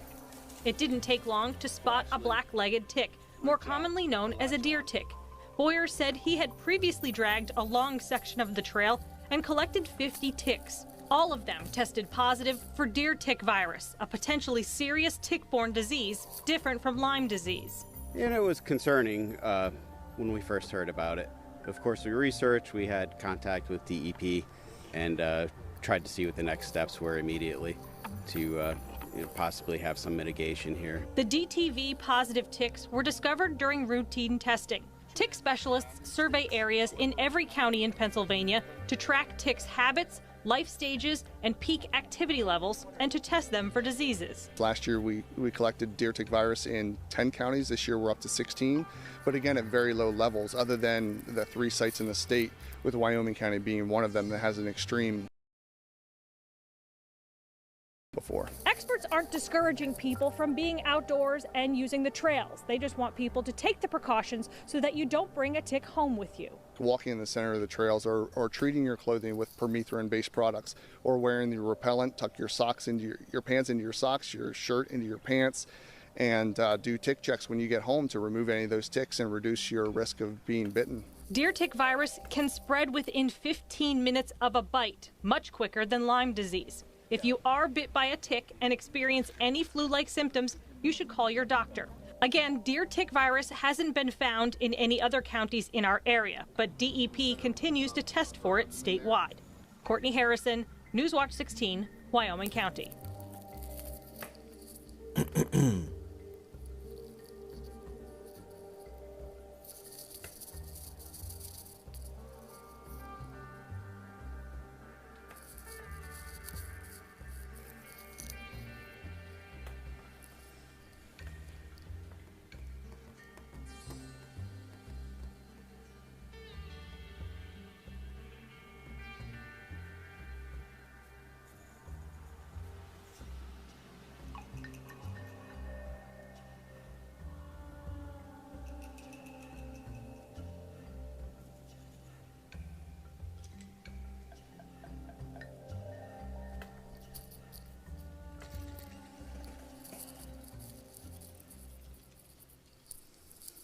Y'all see it. It's a bad video the brother put together. I put the link on the comment board twice, so Lord willing, y'all was able to find that. Now, some great scriptures here, right? Mos Naim, servant of Yahushua, Daniel 4:3. How great are his signs and how mighty are his wonders. His kingdom is an everlasting kingdom, and his dominion is from generation to generation. That's right, the Almighty. This is GMS Watson of Yahushua, 2nd Ezra 16:14. Behold, the plagues are sent and shall not return again until they come upon the earth. Fire. See that? So the Lord is sending out the plagues. And he said that. And I went into a lesson last night. I don't know if brothers got a chance to check it out, but it was the plagues of Egypt in the 2nd Exodus. This is Parathon Ban Yahweh, Hebrews 10:31. It is a fearful thing to fall into the hands of the living power. Absolutely. You don't want none of that smoke. So this is going to be now. This is NBC. Before we do that, let's change the quality, right, if we can, in this video. Right, and this is going to be the NBC Nightly News from last night. And they actually had a one-on-one with Zelensky. So let's see what we get out of this. Check it out. Breaking news tonight, our NBC News exclusive. My one-on-one with Ukrainian President Zelensky on the heels of his powerful address to Congress. The new images, the strike on a theater in Ukraine where hundreds had reportedly taken shelter. President Zelensky telling me tonight that Russia may have already started World War III. Our interview after Zelensky evoked Pearl Harbor and 9/11 as he urged U.S. lawmakers and President Biden to do more to end the assault. President Biden. You heard that? Zelensky said Russia might have already started World War III. It's on their minds. Today condemning Vladimir Putin as a war criminal as he announced hundreds of millions in new military aid to Ukraine. But a no-fly zone remains a non-starter. We asked President Zelensky, where should the U.S. draw a red line? And the capital enduring a constant Russian onslaught. I asked Zelensky if Kyiv falls, is all lost. Also tonight, the crash in Texas, killing 9 people, including members of a college golf team. The Fed raising interest rates for the first time in more than 3 years, what it means for your money. And our exclusive, Angelina Jolie on stopping violence against women and her criticism of family courts amid a custody battle of her own. This is NBC Nightly News with Lester Holt. Good evening, everyone. Hours after Ukraine's President Volodymyr Zelensky made a virtual appearance before Congress, pleading for more American help for his embattled country, President Biden unveiled a laundry list of new weaponry the U.S. is sending to Ukraine, from anti-aircraft and tank systems to bullets. $800 million in new assistance, yet still missing the fighter plane Zelensky has asked for. In Zelensky's stirring remarks to Congress, he reminded Americans that our country, too, had walked in Ukraine's shoes, citing the Pearl Harbor attack and 9/11. Zelensky presenting a Ukrainian government video montage depicting scenes of civilian casualties. And they are growing tonight as the besieged city of Mariupol and its civilian residents once again fell into Russian crosshairs with devastating results. Shortly after his speech in an NBC News exclusive, I interviewed President Zelensky. What he told me about World War III, red lines, and peace talks coming up in just a few moments. But first, Kristen Welker starts us off from the White House. With Russian forces still raining down bombs around him, Ukraine's President Zelensky today appearing by video link with an emotional appeal to Congress and President Biden. I see no sense in life if it cannot stop the death. Now, I don't know if most of you brothers and sisters out there know, but that dude Zelensky, he is a 1948er. He's a small hat. Zelensky comparing the Russian invasion to some of the most painful moments in America's history. Pearl Harbor, 9/11. Innocent people were attacked from air. Our country experience the same every day. Even invoking Martin Luther King's I Have a Dream speech, Zelensky saying Ukraine has a need for a no-fly zone, which President Biden has already rejected, saying it could cause World War III. I need to protect our sky. I need your decision, your help, which means exactly the same you feel when you hear the words, I have a dream. Zelensky playing a graphic video of the devastating impact of the Russian assault on his homeland, calling on President Biden to send more weapons and to unleash tougher sanctions. I call on you to do more. Ending his speech with a personal and direct message in English to President Biden. You are the leader of the nation, of your great nation. I wish you to be the leader of the world. Being the leader of the world means to be the leader of peace. So, if you're the leader of the world, Joe Biden, what does this mean? Because we tell you time and again that America's Babylon the Great.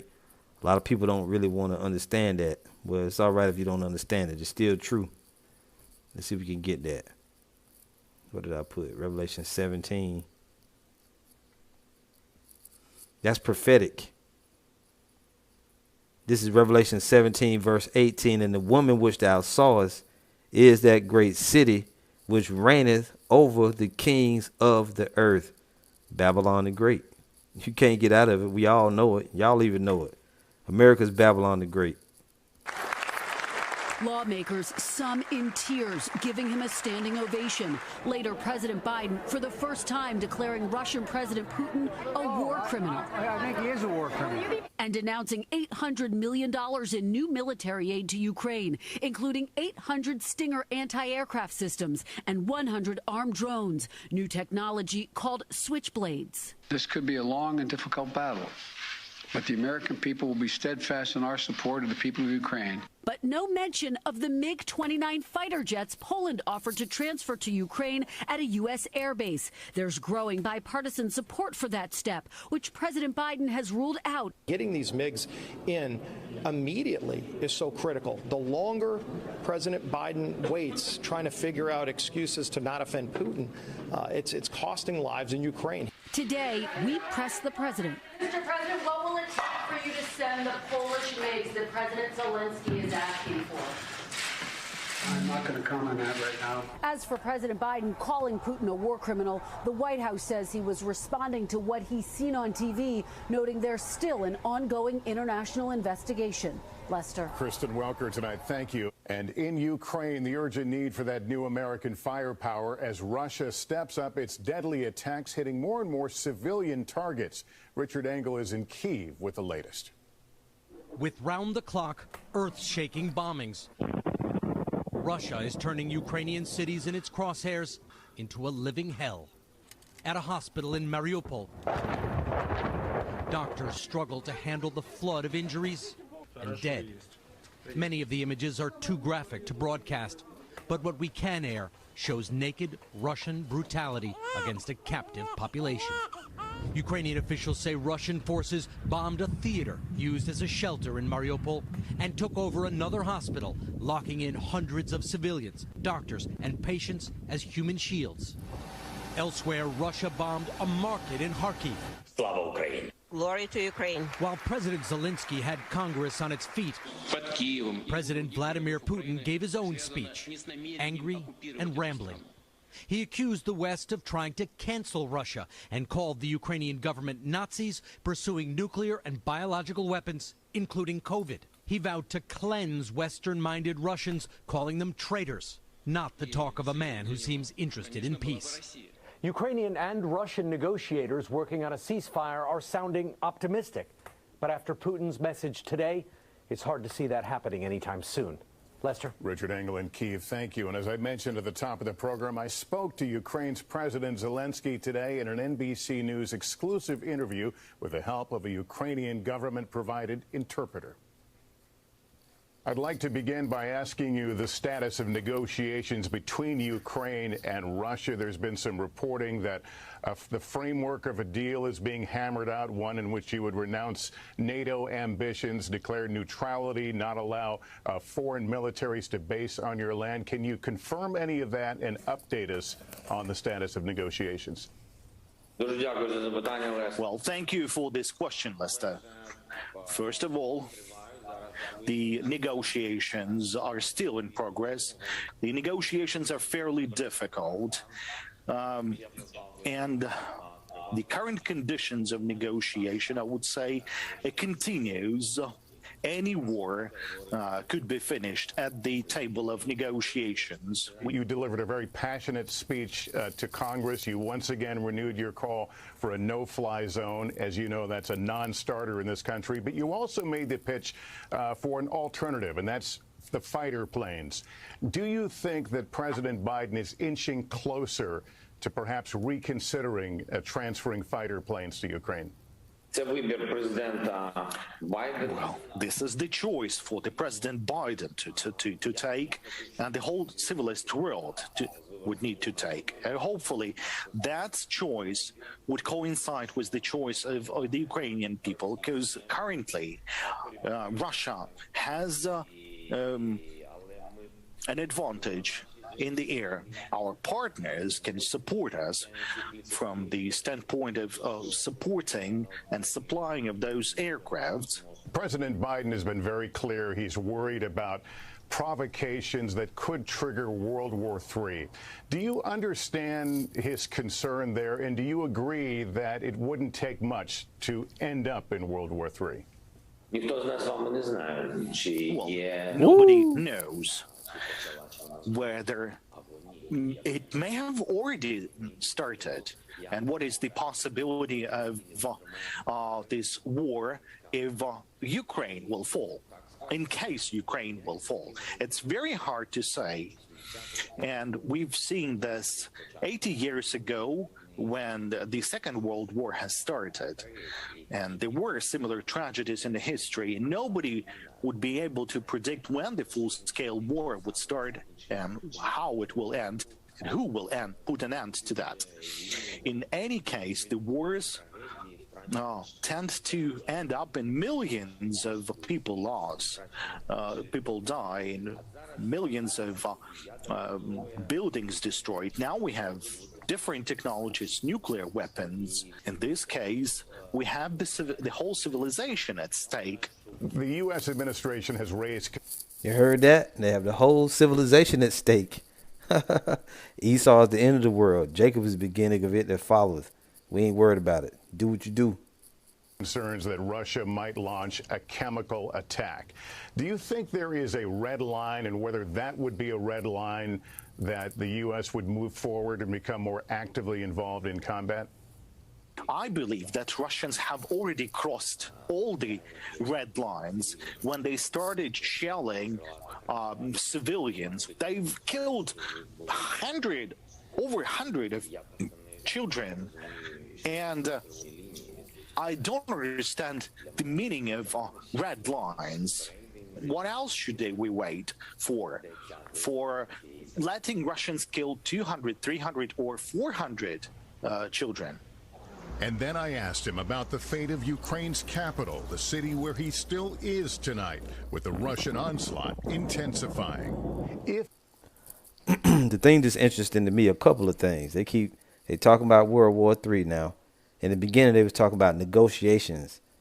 What the fuck is Ukraine gonna negotiate with? Russia don't want nothing from you other than to take over. How the hell you gonna go to, you gonna negotiate? What are you bringing to the table? You, Ukraine. Russia just want to take your shit over. They want to bring you back into the Soviet Union. So the only thing you're going to do is either you're going to get down or you're going to lay down. That's it. Stop pussyfooting around, man. And the other thing is the fact that, like the brother saying on the comment board, they want, that translator is awful. He can't even speak. He messing up translating. And this shit is, like a brother said on the comment board, man, this shit is like a Hollywood movie. You can't really be sure what you're seeing. We know they need to quit pussyfooting around. Just go ahead on and get it started, because the scriptures say it's going to happen. The battle of Armageddon going to be fought. Russia don't seem like they backing down. So we going to see. Very interesting. Kyiv falls to the Russians. Does the entire country of Ukraine fall to the Russians? Yes. Well, our people are unconquerable.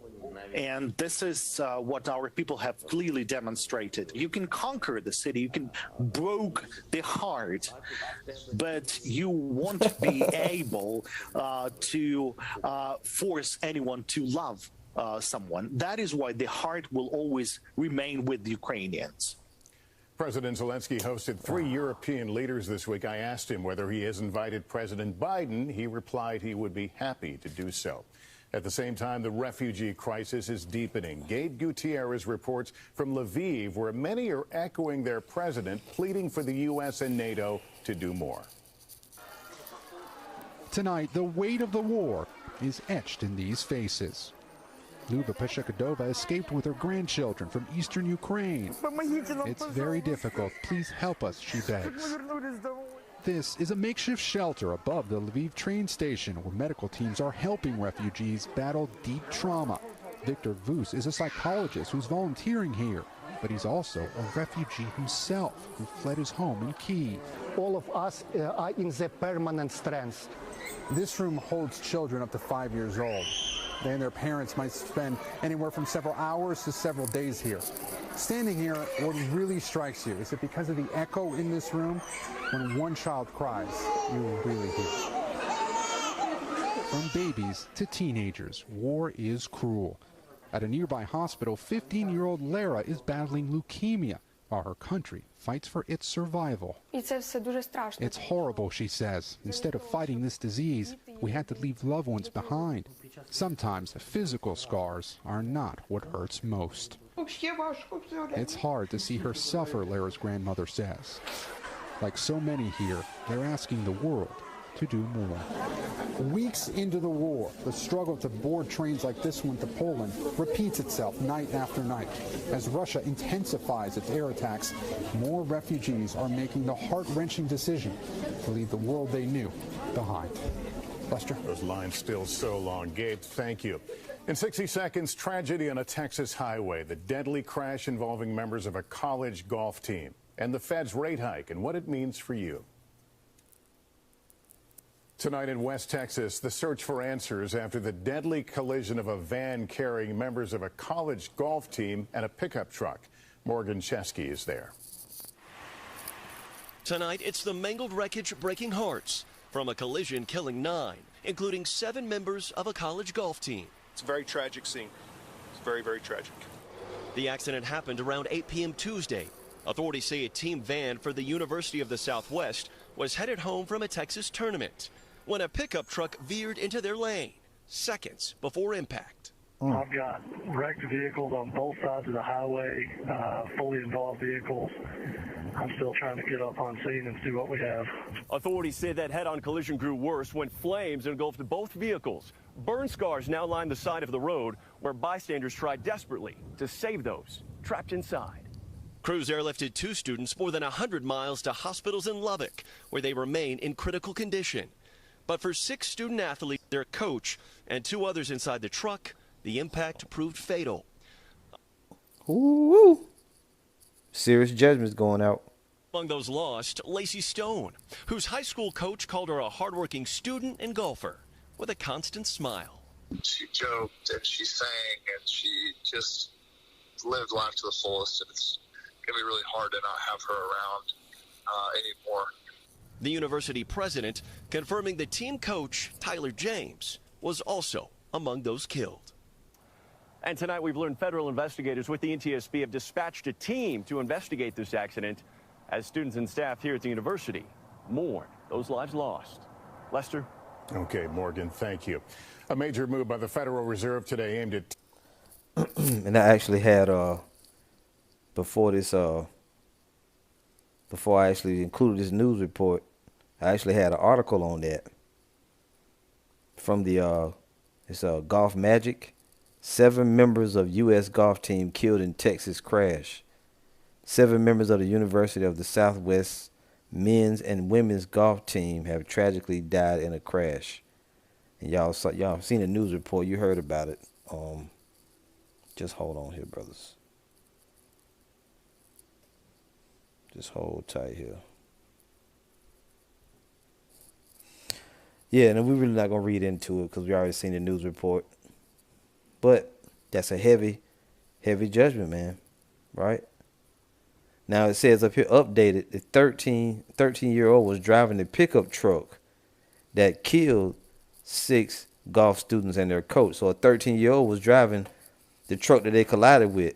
And you can't have no license at 13. See? It is understood that 9 people have died in total and 2 more are in critical condition. 6 members of the golf team and their head coach Tyler James were killed. That's 7. The golf team had been traveling back to campus, having just played in a competition. So, and you notice from the news report it said people was trying to save them.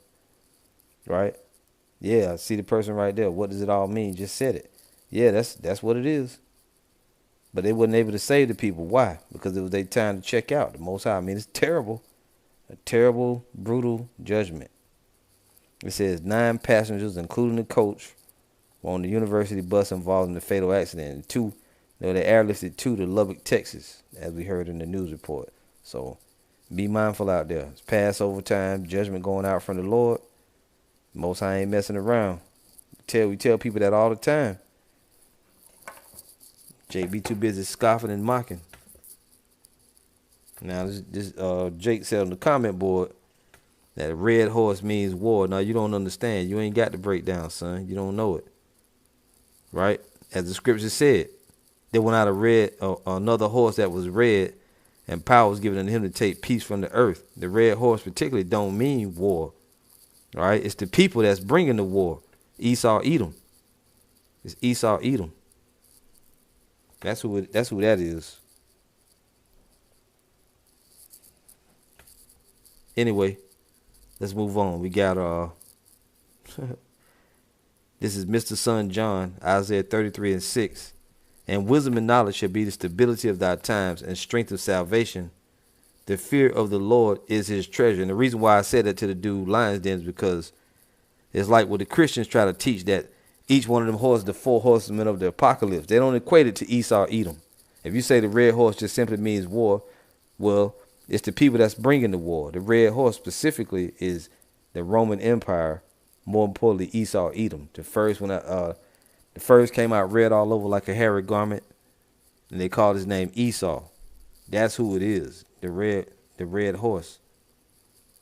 Right? Who is it that's bringing the wars on the earth? The damn Esau, Edom. The power was given unto them to take peace from the earth, and that they should kill one another. Who was power given to? Damn Esau, Edom. Dark matter Yahweh, Zephaniah 3:5. The just Lord is in the midst thereof. He will not do iniquity. Every morning doth he bring his judgment to light. He faileth not, but the unjust knoweth no shame. You see that? You see it? So every morning the judgment of the Lord going out, and he was involved in the accident. As the scriptures say, shall there be evil in a city, and the Lord hath not done it.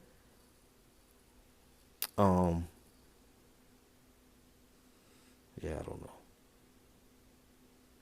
This is Yeremiah, Deuteronomy 32:41.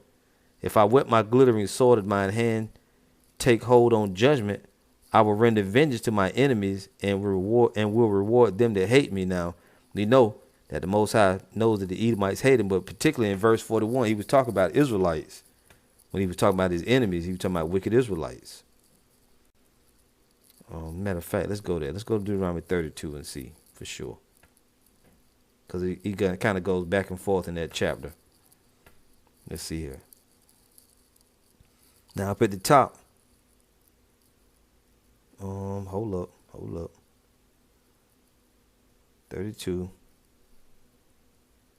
Yes, he was talking about Israelites in the beginning. Deuteronomy 32:16, 15. But Jeshurun waxed fat and kicked. Thou art waxen fat, thou art grown thick, thou art covered with fatness. Then he forsook the Most High, which made him, and lightly esteemed the rock of his salvation. It's Jake, Israelites. They provoked them to jealousy with strange gods. With abominations provoked they him to anger. They sacrificed to devils, not to the Most High, to gods whom they knew not, to new gods that came newly up, whom your fathers feared not. Of the rock that begat thee, thou art unmindful, and hast forgotten the Most High that formed thee. And when the Lord saw it, he abhorred them because of the provoking of his sons and of his daughters. And he said, I will hide my face from them. I will see what their end shall be, for they are a very froward generation, children in whom is no faith. They have moved me to jealousy with that which is not the Most High. They have provoked me to anger with their vanities, and I will move them to jealousy with those which are not a people. I will provoke them to anger with a foolish nation. On the comment board, if you brothers, anybody know, who are those that are not a people? Here's a hint. It's not Esau, Edom. It's not Esau, Edom. Who was the Most High talking about?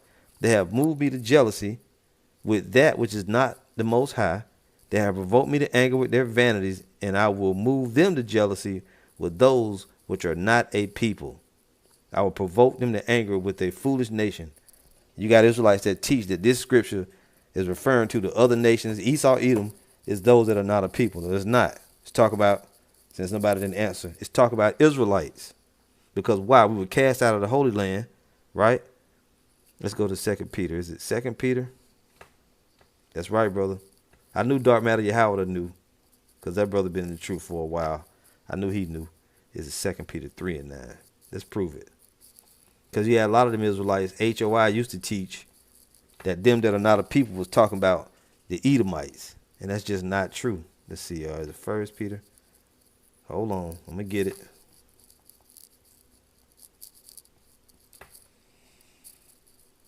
That's right, brother. No, still ain't got it. 2 Peter 3:9. That ain't it either. Hold up. I'm going to get it.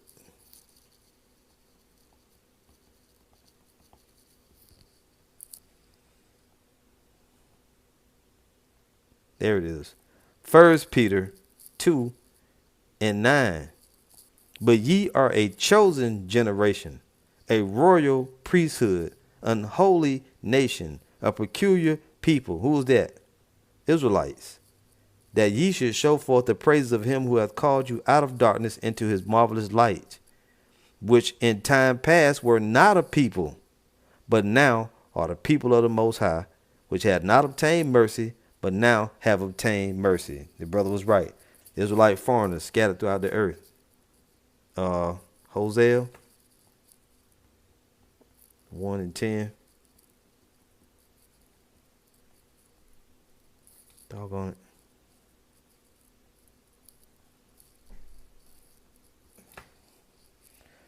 Yeah, the brother got on the comment board.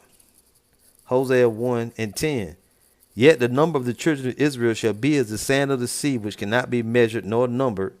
And it shall come to pass that in the place where it was said unto them, ye are not my people, there it shall be said unto them, ye are the sons of the living power. Let's also go real quick to Romans.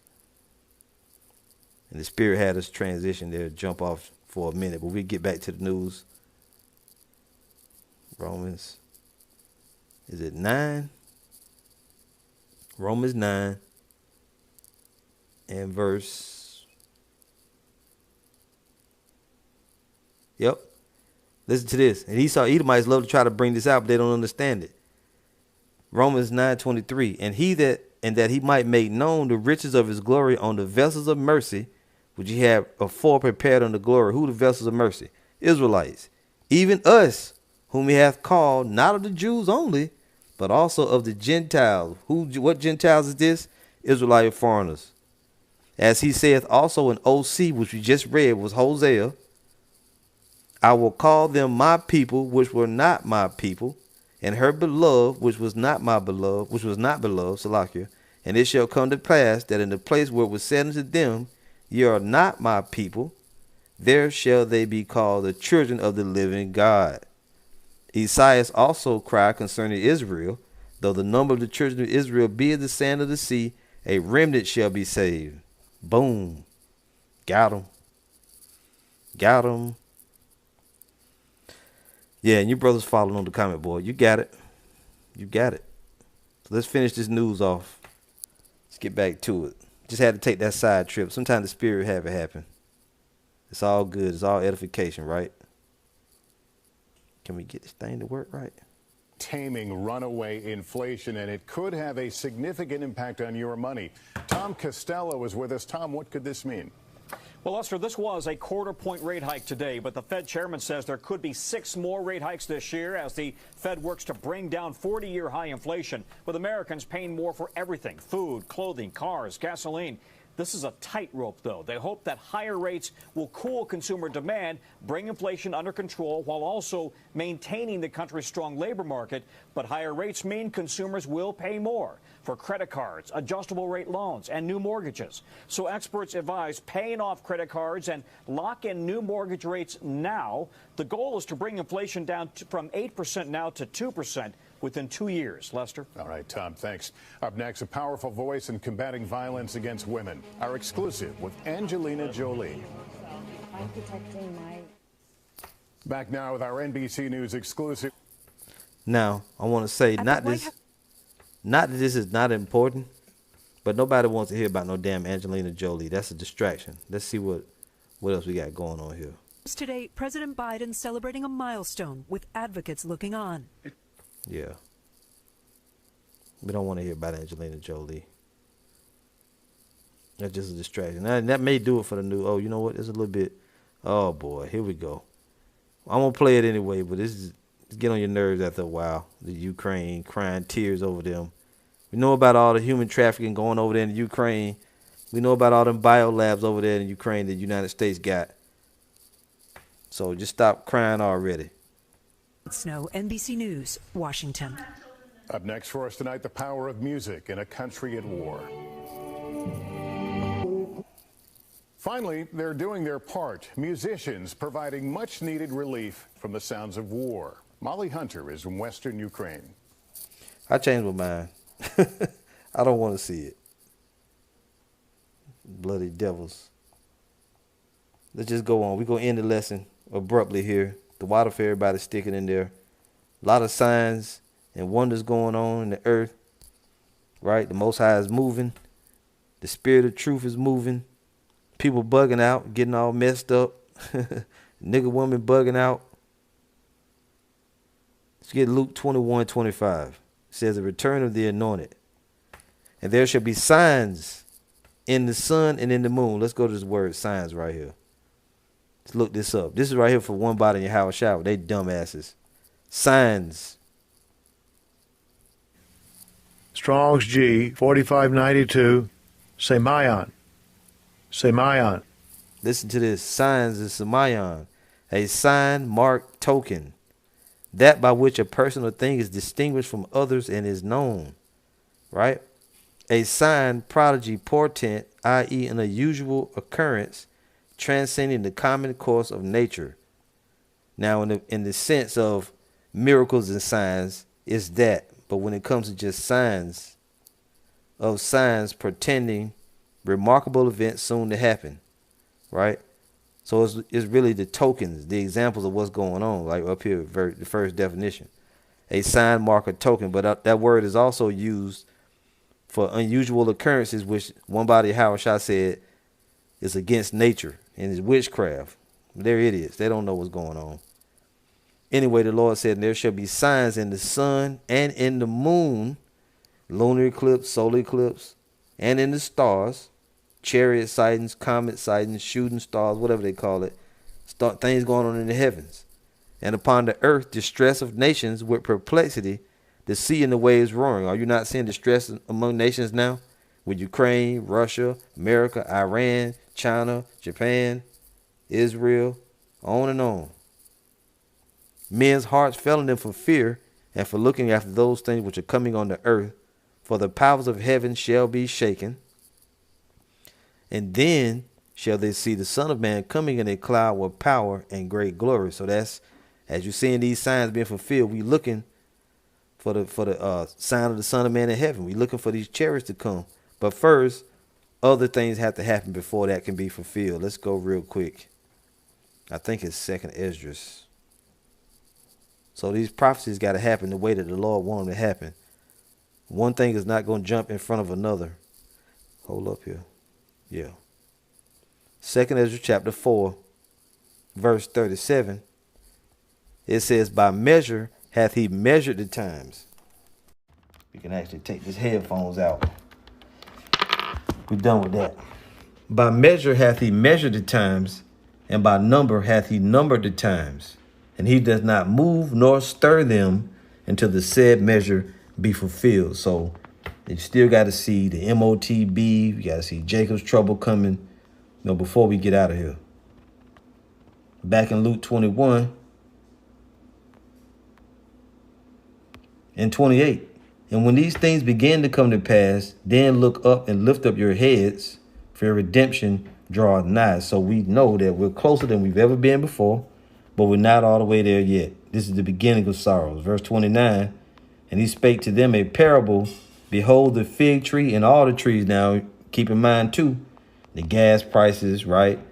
You got inflation and different things going on. So the Most High is going to bring plagues on this place. He's going to do a lot more punishment and judgment. Most High going to wring this bitch off the hook before it's finally destroyed.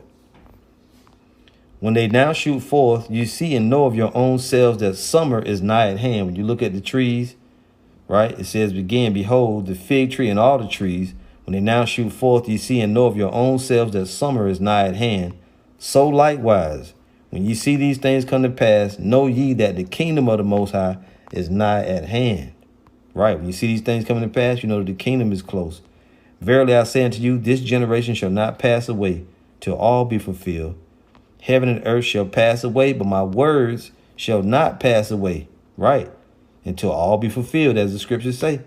Verse 34, and take heed to yourselves, lest at any time your hearts be overcharged with surfeiting and drunkenness and cares of this life, so that day come upon you unawares. You don't get caught up in the cares of this life, as the scriptures told us in the parable of the sower. Let's go there. Let's see. Choke the word.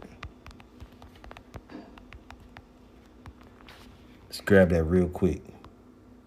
This is Matthew 13:22. He also that receives seed among the thorns is he that heareth the word, and the care of this world, and the deceitfulness of riches, choke the word, and he becometh unfruitful. So while you come into the truth, that don't mean you made it, because you could easily be one of those seeds that was thrown among thorns. This is Mark 4:18. And these are they which are sown among thorns, such as hear the word, and the cares of this world, and the deceitfulness of riches, and the lust of other things entering in, choke the word, and it becometh unfruitful. See? So cares of this world, deceitfulness of riches, lust of other things, PlayStation 5, chasing hoes, doing whatever you're doing, you can choke the word and you become unfruitful. See? So be careful, have to be mindful of that. And particularly with these stupid, elaborate, lavish Passovers these people throw. Because of what? It says, and take heed of yourselves, lest at any time your hearts be overcharged with surfeiting and drunkenness and cares of this life, so that that day come upon you unawares. It's going to catch you off guard. It says it, for as a snare shall it come on all them that dwell on the face of the whole earth. See? So it's going to catch people off guard. Even though they've been warned, it's not for them to understand the mysteries of the kingdom. It's given to you to understand the mysteries of the kingdom, but to them it's not given, therefore, to catch them off guard. Watch ye therefore and pray always, that ye may be accounted worthy to escape all these things that shall come to pass, and to stand before the Son of Man. So, as y'all know, this is the end. To water everybody for joining in. This has been News, Signs, and Prophecy. Okay? And we'll come back soon with another lesson, Lord willing. Let's see here. So we're going to say all praise to Yahweh. And I didn't want to show myself. Why is it showing me? Anyway, all praise Yahweh Bashim Yahweh Shai.